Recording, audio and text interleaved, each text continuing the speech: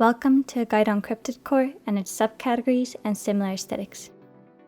My name is Jemi, and I'll be discussing the definition of cryptidcore, its key elements, history, inspiration, fashion, similar aesthetics and subcategories, as well as where you can shop for clothes for this aesthetic. Now let us begin. What is cryptidcore?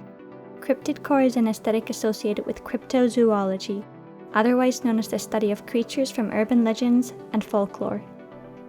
Cryptidcore romanticizes the mysteries and adventures surrounding conspiracy theories, ghost hunting, and the supernatural. People who participate in this aesthetic usually strive to be a part of a community that tries to solve something beyond themselves. Unlike most aesthetics, cryptidcore is centered around a sense of community and togetherness. Key elements. The key elements of cryptidcore are mystery, a sense of thrill or danger, and the eagerness to dive deep into something supernatural or unexplainable. Visual elements include locations where cryptids are allegedly located in, such as forests or deserts. Other elements include vintage fashion and decor, specifically between the 1970s to the 1990s. A lot of media, fiction, and news from these decades revolved around the mysteries from their time. More visual elements include dark forests, abandoned buildings, Polaroid and film cameras, cryptozoology field diaries, and other supernatural-related imagery and objects. A person interested in participating in this aesthetic could partake in activities such as reading about conspiracy theories and various mythologies, researching local mysteries, exploring haunted places, and writing short horror stories. Other activities include consuming sci-fi or horror content, exploring abandoned or quiet places, and spending time theorizing about mysteries with friends. Unlike with other aesthetics, there is a specific category to this aesthetic, which is the cryptids themselves. Some notable cryptid examples are Mothman, Slenderman, Bigfoot, Kraken, the Loch Ness Monster, and Yeti. History. There isn't necessarily an exact beginning to the history of cryptidcore, as unsolvable mysteries or unexplainable supernatural events have happened throughout time. However, the peak, which could be considered the biggest inspiration for this aesthetic, was in the early 1970s when a new style of horror emerged: supernatural horror. It started with TV shows like Kolchak the Night Stalker and The Wicker Man. This further inspired famous TV shows like David Lynch's Twin Peaks and X-Files. Eventually, these shows gained a lot of attention due to general curiosity and most individuals' desire to see the mysteries on screen solved. To this day, supernatural horror is one of the most anticipated genres of horror due to its rather addictive way of keeping the audiences guessing what will happen next. We can see the influence of this genre throughout examples of successful shows like Twin Peaks and Stranger Things, which have become widely popular and loved around the world. The term cryptidcore itself, though, was created somewhere around the 2010s via these TV show fanbases as well as mystery-solving enthusiasts. Inspiration. The list of inspiration for this aesthetic is very long, so I'll mention only a few examples. Some inspiration for this aesthetic includes media like Stranger Things, Supernatural, X-Files, Coraline, Gravity Falls, Scooby-Doo, Twin Peaks, Squid Game, Over the Garden Wall, and Welcome the Night Vale. For book inspiration, look into At the Mountains of Madness, Miss Peregrine's Home for Peculiar Children, and Rules for Vanishing, and other books by authors such as H.P. Lovecraft. Fashion. The fashion of cryptidcore can be inspired by media like Twin Peaks or Gravity Falls, or follow a more traditional route of what most of its active participants would wear.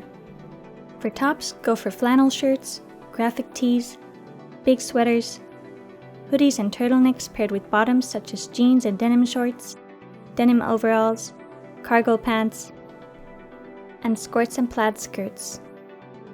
For outerwear, opt for trench coats, corduroy or denim jackets, and retro or plaid jackets and coats. For footwear, go for Doc Martens, Chelsea boots, hiking boots, and retro or plain sneakers. For dresses, vintage patterns and fits are usually best, often with muted or retro colors such as brown, red, or mint green. For my hijab wearing friends, opt for neutral or muted colors, preferably matching other colors in your outfit, and layer on some different textures such as denim or corduroy. Color palette. The color palette for this aesthetic includes a lot of earthy tones such as dark greens and deep blues. Stay away from pastel colors and instead go for muted and neutral colors such as black or mustard yellow. Accessories.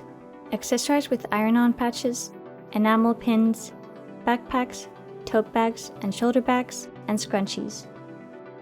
For hats, wear small baseball caps, bucket hats, or beanies. Keep your hair natural or experiment with some hairstyles anywhere from between the 70s to the 90s. Makeup. Your makeup should remain fairly minimal and natural with maybe hints of eyeshadow or a bit of eyeliner. Natural makeup looks are recommended, since the focus of this aesthetic is not really on an individual's appearance as much as it is on their interests. Subcategories and similar aesthetics. There are a lot of similar aesthetics to cryptidcore, but the closest ones in terms of style are adventurecore, cryptid academia, indie kid, cabincore, goblincore, and bloomcore. Some other similar aesthetics include ghostcore, goth, and gloomcore. For subcategories, the closest thing to a subcategory for cryptidcore apart from its involvement with academia is regional gothic. Regional Gothic is an aesthetic based on a Tumblr trend from the mid-2010s that focused on Tumblr users writing lists of eerie moments, memories, or events that may have happened in the regions they grew up in. This element of combining horror with local culture and history has also been an effective tool for writers such as William Faulkner and H.P. Lovecraft. Like with cryptidcore, the visual elements of regional Gothic include eerie imagery of small towns and quiet places like forests and farms. Unlike with cryptidcore though, the focus of regional Gothic is heavily centered around people and architecture as a collective, rather than on places where most people wouldn't venture. The fashion of regional Gothic is heavily dependent on where you live. Generally speaking though, jeans of various styles, dark dresses, trench coats, and sweater vests and shoes like Mary Jane's paired with ankle socks usually do well for this aesthetic.